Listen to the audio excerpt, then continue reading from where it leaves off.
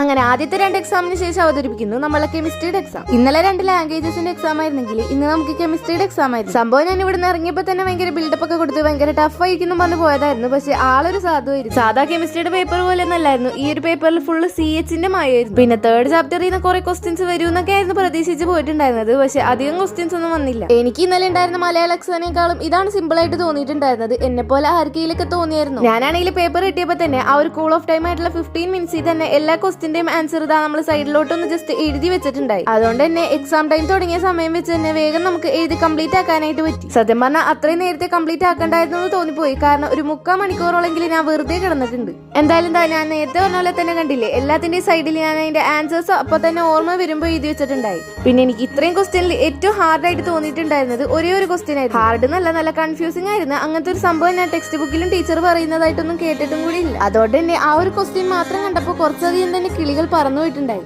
പക്ഷെ അതൊരു 1 മാർക്കിന് ഒതുങ്ങിക്കൊണ്ട് അത്ര കുഴപ്പമൊന്നുമില്ല. വേറൊരു ക്വസ്റ്റ്യൻ അല്ല, ഞാൻ ആ പേന വെച്ച് അവിടെ നല്ല റൗണ്ടിൽ അടയാളപ്പെടുത്തിയിട്ടില്ലേ, ഇത് തന്നെ.